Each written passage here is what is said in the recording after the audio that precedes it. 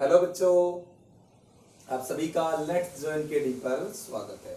आज की वीडियो में हम बात करने वाले हैं इक्वेशन ऑफ मोशन की, यानी कि इक्वेशन जो मोशन की हम लोगों ने पढ़ी थी। क्या पढ़ी थी? v is equal to U plus A T. एक पढ़ी थी हमने s is equal to U T plus half A T का स्क्वायर। एक पढ़ी थी हमने v square minus U square is equal to 2as।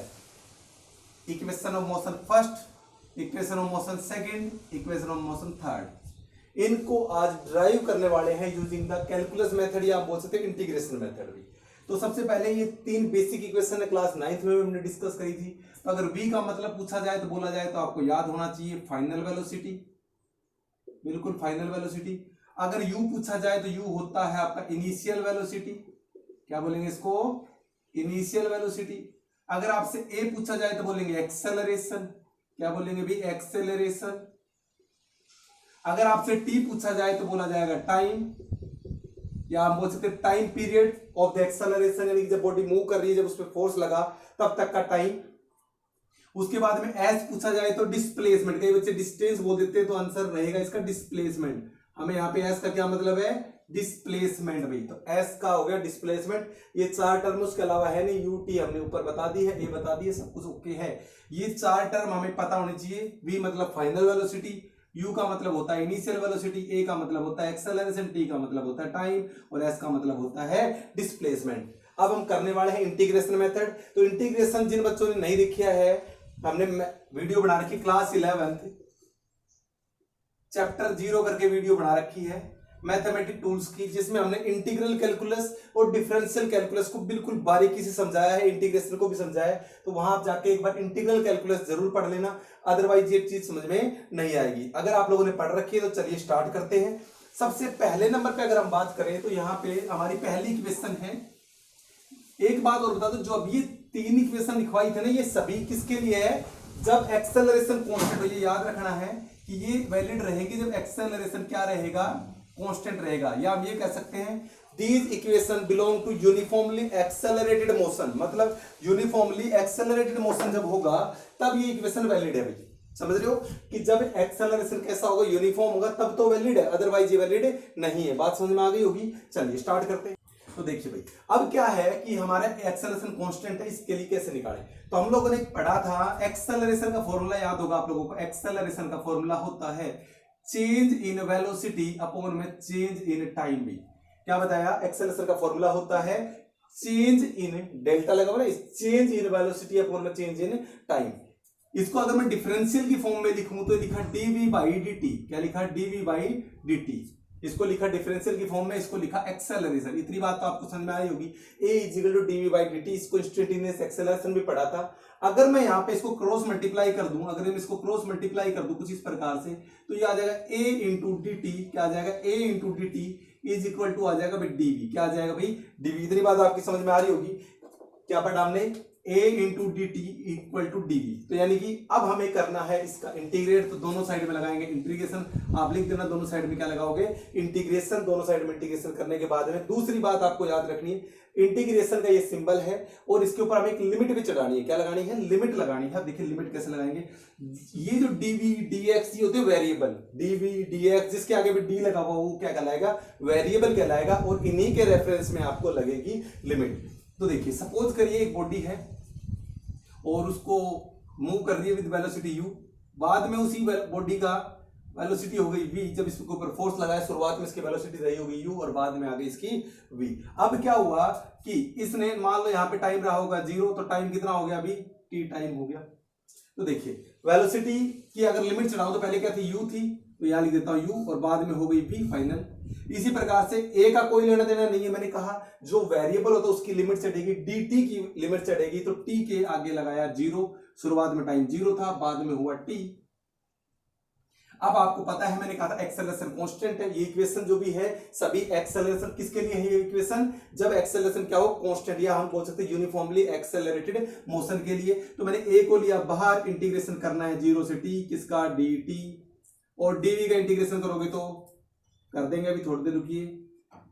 अब सुनिए, इंटीग्रेशन ऑफ dx का फॉर्मूला आपको पहले बता चुका हूं, मैंने बताया ना इंटीग्रल कैलकुलस के वीडियो में देखा था आप लोगों ने। x होता है तो dt का हो जाएगा क्या? t, और इसकी लिमिट खोल लेंगे। अब देखो लिमिट चढ़ गई यहाँ पे, इस तरह से dt को खोल लेंगे तो t बन गया इंटीग्रेशन करते ही, और ये लिमिट आ गई 0 से t, ये हो गया a। इसी प्रकार से dv को खोलोगे तो b, और ये लिमिट चढ़ाएंगे, ये हो गया u और ये हो गया v।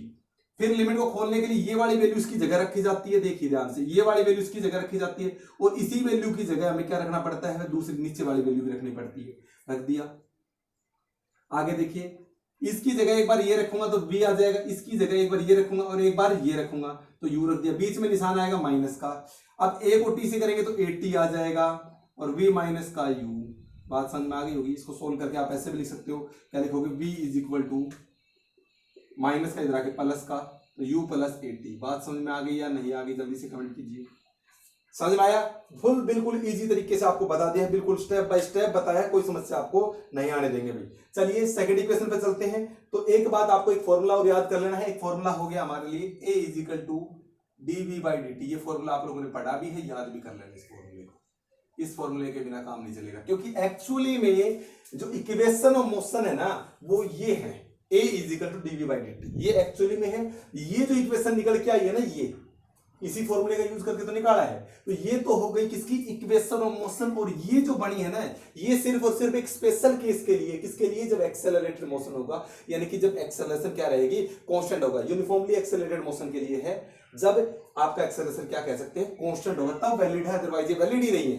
तो इसलिए अगर आपसे बेसिकली पूछ जाए तो फर्स्ट इक्वेशन आप ये भी कह सकते हैं, a is equal to dv/dt। चलिए अब सेकंड इक्वेशन के बारे में बात करें तो क्या है सेकंड इक्वेशन।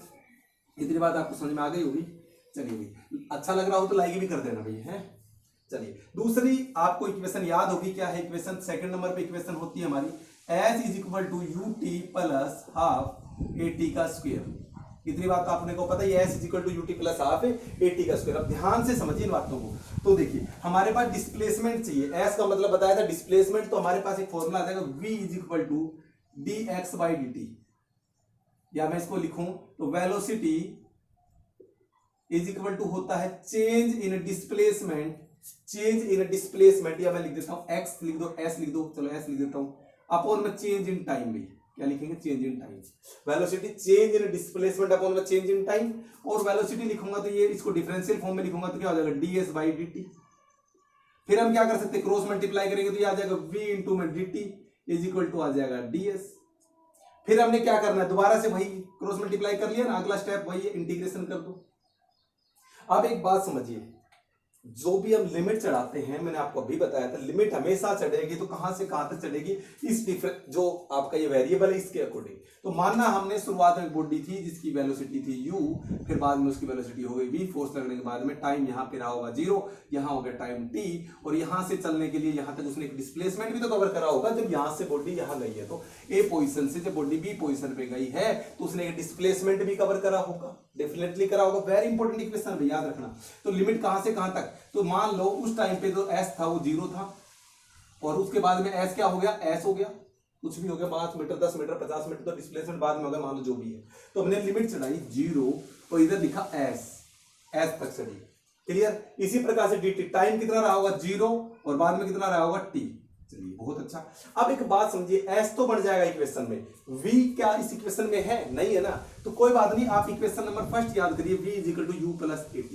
इस इक्वेशन को अप्लाई करिए, इस इक्वेशन को अप्लाई करिए। तो मैं यहां लिख देता हूं, लिमिट रहेगी 0 से t, और क्या है, v की जगह u प्लस at इंटू में dt,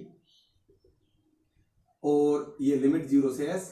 आप देखिए, इसको इससे मल्टीप्लाई कर सकते हैं तो इससे लिख सकते हैं u dt plus at dt। देखो इसको इससे भी तो मल्टीप्लाई करना है और इसको इससे भी करना है, तो u को dt से करा तो u dt, और at को dt से भी कर दिया, dt को बाहर है ना, दोनों से मल्टीप्लाई होगा। लिमिट दोनों के लिए चढ़ेगी क्योंकि इंटीग्रेशन दोनों का होगा, क्योंकि दोनों का इंटीग्रेशन था, तो दोनों के लिए होगा, तो 0t, इधर भी 0t, इधर आ जाएगा 0s। अब बहुत आसान बच गया है। इसका खोलने के लिए इंटीग्रेशन ऑफ dx, तो मैंने आपको बताया था इंटीग्रेशन ऑफ dx x होता है, तो ds का क्या हो जाएगा, s हो जाएगा, वही 0 से s। इधर की साइड में खोलोगे तो देखिए, इसको खोलिए, u कांस्टेंट है, इनिशियल वेलोसिटी क्या है भाई, कांस्टेंट है। इनिशियल वेलोसिटी शुरुआत में कांस्टेंट थी, फाइनल कांस्टेंट नहीं है, फाइनल निकालनी है, तो u बाहर आ गया। इंटीग्रेशन करेंगे किसका, dt का, ध्यान समझिए 0 से t। इसी प्रकार से a बाहर आ गया, यहाँ पे t इंटू dt आ जाएगा 0 से t। इतनी बात समझ में आ गई।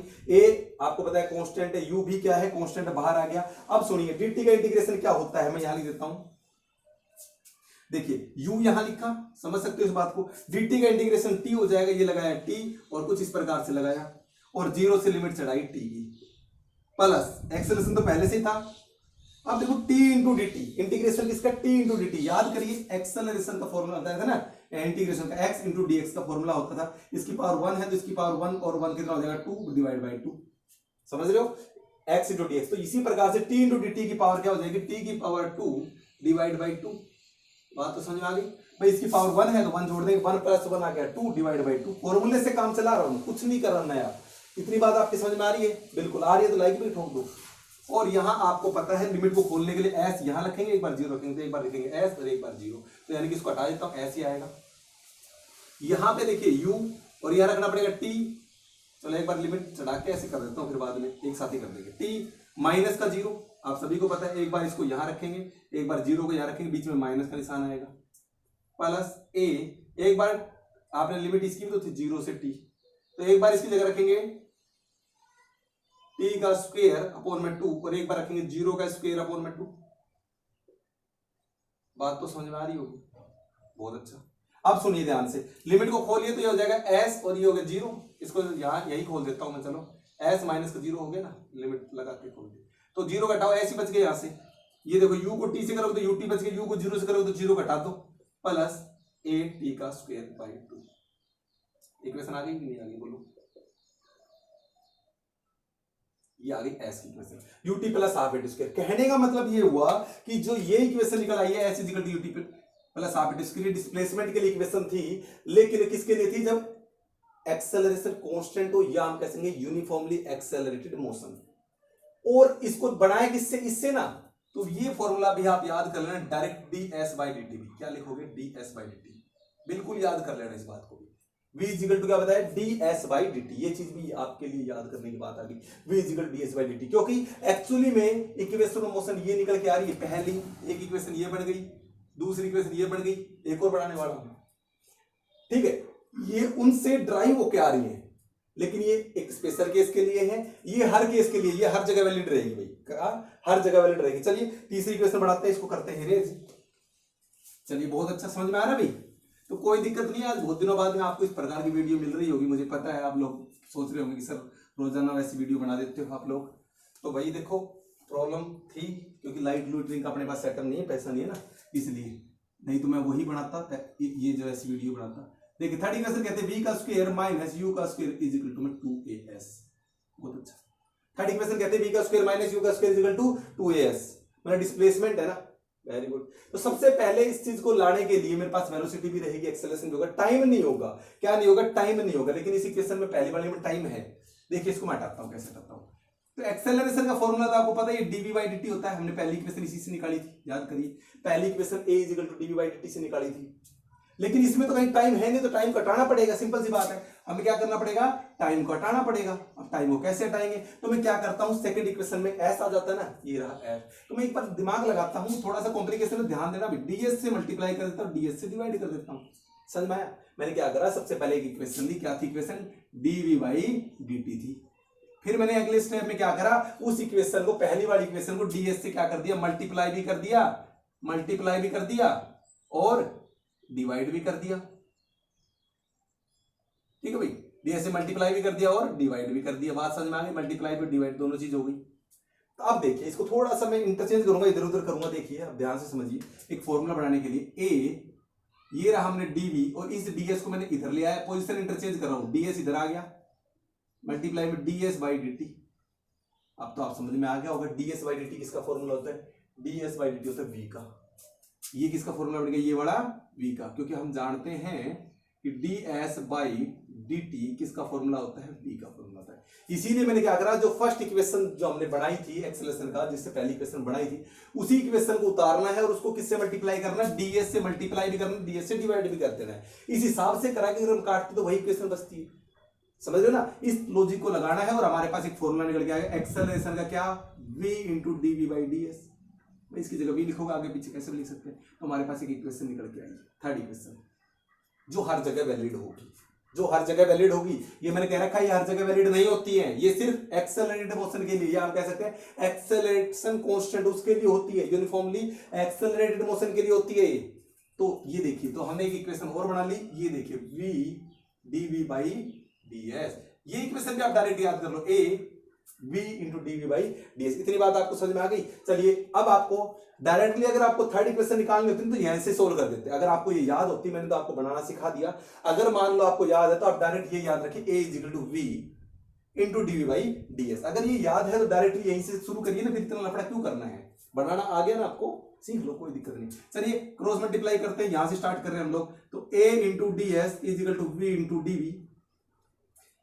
इतनी बात तो समझ में आ गई। क्रॉस मल्टीप्लाई करते हैं, जब इतना कंसेप्ट मिलता था, पहले में भी इतना ही मिला, क्रॉस मल्टीप्लाई करा दूसरे में भी इतना ही मिला, क्रॉस मल्टीप्लाई करा तो तीसरे में भी इतना ही मिला, और क्रॉस मल्टीप्लाई कर दिया, हर जगह एक स्टेप है। फिर क्या करते हैं, आप लोगों को याद होगा, इंटीग्रेशन करते हैं। इंटीग्रेशन किसके रेस्पेक्ट में करते हैं, तो जिसके साथ में डी लगा होता, मतलब वेरिएबल के लिए। तो ds एक वेरिएबल है, आपको मैंने बता दिया बॉडी है, उसकी वेलोसिटी u, उसके बाद में उसकी वेलोसिटी क्या होगी, फोर्स लगने के बाद v, उसने डिस्प्लेसमेंट कवर करा s, तो स्टार्टिंग में s कितना था 0, बाद में कितना हो गया s हो गया s। तो डिस्प्लेसमेंट स्टार्टिंग में कितना था 0, जब बॉडी चलना स्टार्ट नहीं हुई थी, फोर्स लगाया, बॉडी चलना स्टार्ट करी, s हो गया। तो यानी कि डिस्प्लेसमेंट हुआ 0 से s। वेलोसिटी शुरुआत में उसकी u रही होगी, बाद में v रही होगी, क्योंकि dv के साथ लगा हुआ है, तो ये u और ये v।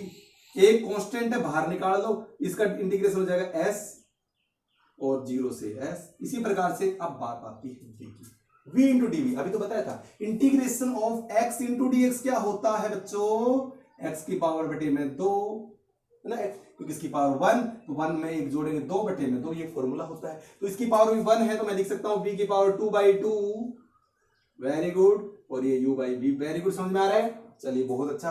अब क्या करना है, एक बार इसकी जगह पुट करेंगे, एक बार ये पुट करेंगे, तो एक बार रखा इसकी जगह s और एक बार रखा 0, हो गई लिमिट सोल्व। लिमिट सोल्व करने का मेथड है। अब इसको v को इसकी जगह रखेंगे तो ये हो जाएगा v का स्क्वायर अपॉन में 2, एक बार इसकी जगह रखेंगे u, यहां रखेंगे ना, तो u का स्क्वायर अपॉन में 2, और लिमिट आपकी सोल्व हो चुकी है भाई। एलसीएम लेके आएंगे तो आ जाएगा 2, ऊपर आ गया v का स्क्वायर माइनस u का स्क्वायर, और ये हो जाएगा, देखो a को s से करेंगे तो as, a को 0 से करेंगे 0 हो जाएगा, क्रॉस मल्टीप्लाई कर दो, तो हमारे पास वैल्यू आई 2as is equal to b का स्क्वायर माइनस u का स्क्वायर। देखिए लिखा, फॉर्मूला बना कि नहीं बना थर्ड। तो कहने का मतलब थर्ड इक्वेशन भी आपके काम आएगी अगर आप डायरेक्टली याद करते हो तो। अगर डायरेक्टली याद होती, यहां से स्टेप होता, बहुत छोटी इक्वेशन बढ़ती, अदरवाइज भाई स्टेप बाय स्टेप करते आओ, आपका सॉल्यूशन तैयार है। बोलो बात समझ में आ रही है या नहीं आ रही, जल्दी से लाइक कर दो भाई। अब बात करते हैं वेरी इंपॉर्टेंट, जो आज तक आप लोगों ने नहीं देखी होगी 11th के बच्चों ने, और 9th वाले बच्चे जो वीडियो देख रहे हैं उनको भी इस इक्वेशन के बारे में ज्ञान नहीं होगा। चौथी इक्वेशन लिखने जा रहा हूं, आप लोगों ने अभी तक सुना होगा 3 ही इक्वेशन होती है, चौथी भी होती है, लेकिन वो किस काम में आती है, वो nth टाइम के काम में आती है। अब बोलो क्या मतलब कह रहे हो सर, मतलब को समझने के लिए हमारी वीडियो देखते रहिए, कंटिन्यू रहिए। Very good, very important equation, tension लेने की जरूरत नहीं है। तो फोर्थ इक्वेशन कहती है s nth is equal to होता है, nth का मतलब उस सेकंड में, 5वें सेकंड में, 10वें सेकंड में, 20वें सेकंड में, ये बोल रहा है। तो क्या कहेंगे, इसका formula u plus a/2 acceleration by 2 into 2n minus का 1। ध्यान समझिए, u plus a/2 2n minus का 1, ये वेरी वेरी इंपॉर्टेंट फॉर्मूला रहेगा। अब इसको समझे भी लिए, इसका मतलब क्या होगा वो समझिए भी।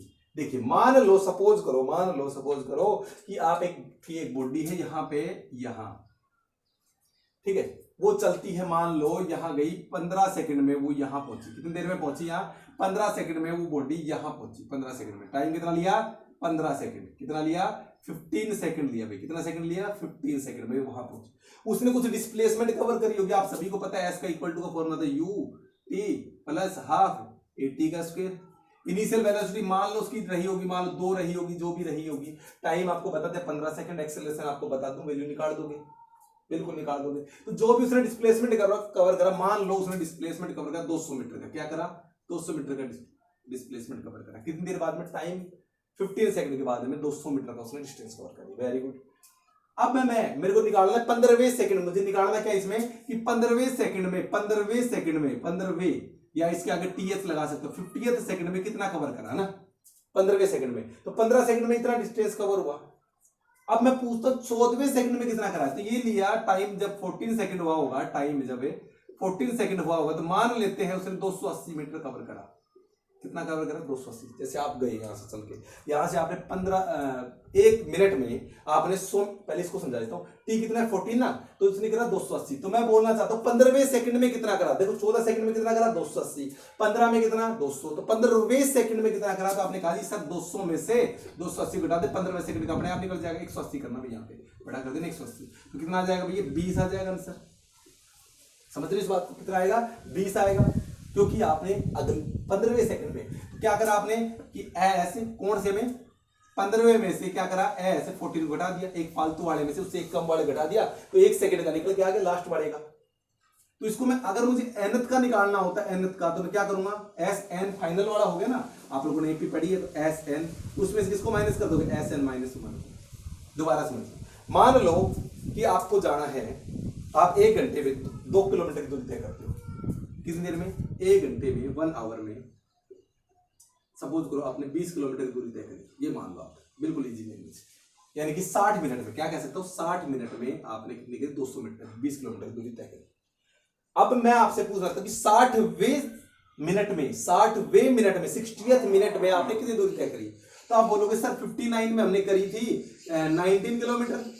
59 में कितनी करी थी, जो 59वां सेकंड था 59 सेकंड तक 59 सेकंड तक मैंने 19 किलोमीटर करी, और 60 सेकंड में मैंने करी 20 किलोमीटर। तो जो लास्ट की 1 सेकंड है, यानी कि 60वें सेकंड में मेरी निकल के आई 1 किलोमीटर।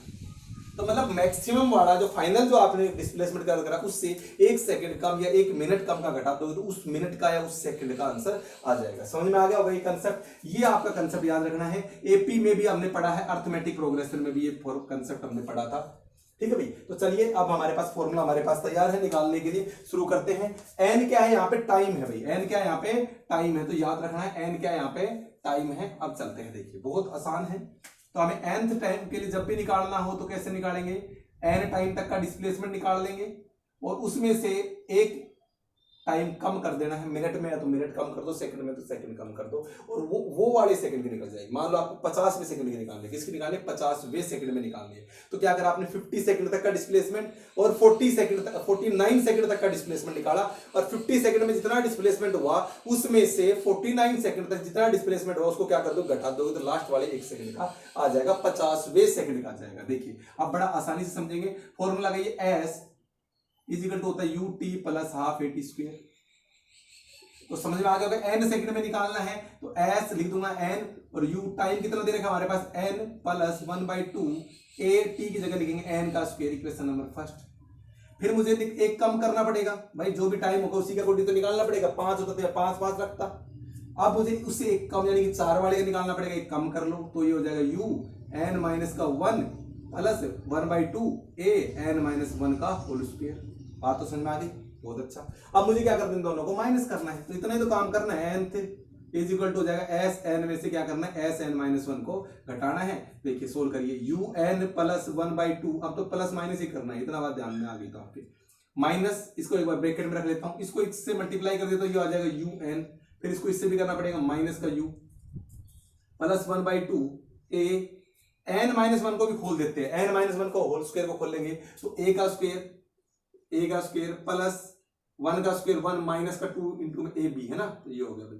बात तो समझ आ गई होगी, ए ऐसे 1/2 ए ऐसे ही, एन का स्क्वायर यानी ए का स्क्वायर प्लस बी का स्क्वायर माइनस का 2 ए बी, तो माइनस का 2 ये फॉर्मूले पढ़े होंगे। अब सोल्व कर लेते हैं इसको, देखिए ध्यान से, U N plus 1/2 A N का स्क्वायर, ब्रैकेट को खोलते चले जाइए, ब्रैकेट खोलेंगे माइनस अंदर गया तो माइनस का यू एन, माइनस माइनस हो जाएगा प्लस का यू, माइनस प्लस, 1 मिनट आप एक काम करते हैं, इसको भी मल्टीप्लाई करते लेके चले जाएंगे, देखिए ध्यान से, माइनस हो गया, माइनस माइनस प्लस हो गया। अब आगे चलिए, माइनस प्लस माइनस, इसको अंदर भी मल्टीप्लाई करके लेके जाना, 1/2 ए एन का स्क्वायर, मतलब ये हो गया कि माइनस का 1/2 ए को अंदर मल्टीप्लाई करेंगे तो माइनस का 1/2 ए एन का स्क्वायर, वेरी गुड।